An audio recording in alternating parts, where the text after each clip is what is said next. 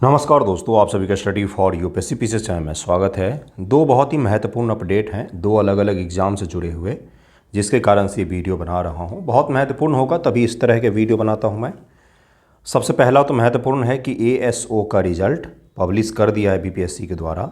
ASO का, जिसमें 60,517 उम्मीदवार बैठे थे, उसमें से 668 बच्चे सफल हुए हैं।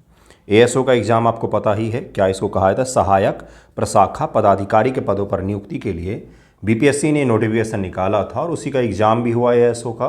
फाइनली इसका रिजल्ट आ गया है, थोड़ी देर से ही सही, लेकिन इसका रिजल्ट प्रकाशित हो गया है।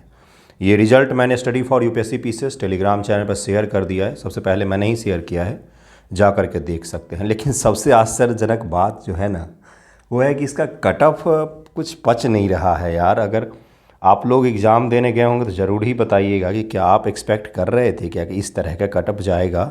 आप ईबीसी का कट ऑफ देखिए और ईडब्ल्यूएस का कट ऑफ देखिए।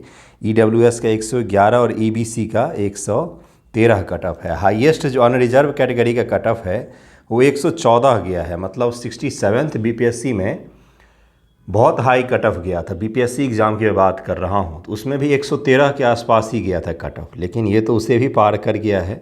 अनरिजर्व फीमेल का 109 नंबर कट ऑफ है। बाहर की जो महिलाएं होंगी, बिहार के बाहर की, वो सब 114 में ही आएंगी, ठीक है, क्योंकि उनको रिजर्वेशन नहीं मिलता है तो उनका जनरल कट ऑफ जारी होता है, वो 114 में ही आएंगी।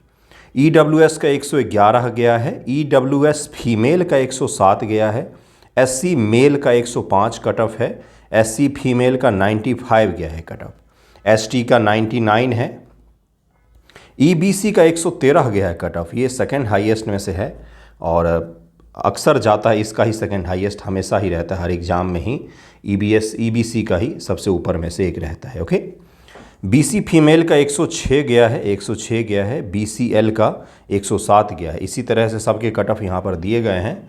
आप जिस कैटेगरी में आते होंगे कृपया इसमें देख लीजिएगा कि क्या आपका परिणाम हुआ है कि नहीं हुआ है। ढेर सारी शुभकामनाएं अगर आपका रिजल्ट हुआ हो तो। कट ऑफ एक ज़्यादा जाने का ये भी कारण है ना कि इसमें सीट बहुत कम थे, बहुत ही कम सीट थे, जिसके कारण से इसका कट ऑफ हाई गया है। एक तो ये भी संभावना लग रही है, लेकिन जो भी है ठीक है। अब आपको समझना पड़ेगा कि अभी ये कट ऑफ गया है, तो इसको ज़रूर याद रखिएगा। सेकंड जो अपडेट है अपने एग्ज़ाम से संबंधित वो है एईडीओ। बहुत सारे विरोध प्रदर्शन के बावजूद बहुत सारे बच्चों ने मेल भी किया बीपीएससी को, और जो कि सही कंसर्न था कि भाई बहुत ज़्यादा ठंड पड़ रही भी बिहार में, बहुत ज़्यादा अतिशय है। वैसी परिस्थिति में भी बिहार के बीपीएससी ने घोषित कर दिया आपके एग्ज़ाम तिथि को। पहला जो है वो है 10/11, फिर है 12/13, फिर है 15/16। इस प्रकार से 3 चरणों में यह एग्ज़ाम आपका संपन्न हो। कुछ बच्चों का 10/11 में होगा, कुछ बच्चों का 12/13 में और कुछ बच्चों का 15/16 में एग्ज़ाम होगा। और ये यहाँ पर घोषित कर दिया गया है कि इसी प्रकार से एग्ज़ाम होगा, यानी कि 10 जनवरी 11 जनवरी के सीटिंग में हो सकता है आपका, 12 जनवरी 13 जनवरी में हो सकता है, या फिर 15/16 में आपका एग्ज़ाम हो सकता है। ठीक है, तो ये बीपीएससी ने घोषित कर दिया है। अब इसमें कोई परिवर्तन की भी संभावना नहीं दिखती है। अगर मैं आपको झूठ झूठ बोलूँ कि नहीं चेंज हो सकता, ऐसा नहीं है, बिल्कुल भी चेंज नहीं होगा। ये एग्ज़ाम की तिथि आ गई है तो उसी तिथि में एग्ज़ाम भी होगा, क्योंकि बीपीएससी मान करके चल रही होगी कि जनवरी में शायद कुछ ठंड कम पड़ जाए।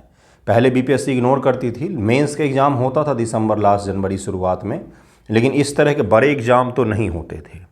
खैर चलिए, मैंने बता दिया है आपको दोनों के बारे में। ध्यान रखिएगा, जिनका रिजल्ट हुआ हो ढेर सारी शुभकामनाएं, जिनका एग्ज़ाम है जनवरी में जी जान लगा दीजिए, इतना जान लगा दीजिए कि आप सेलेक्ट हो जाएं, क्योंकि 10 लाख से ज़्यादा बच्चों ने फॉर्म डाले हैं। Okay, thank you so much आप सभी का वीडियो देखने के लिए।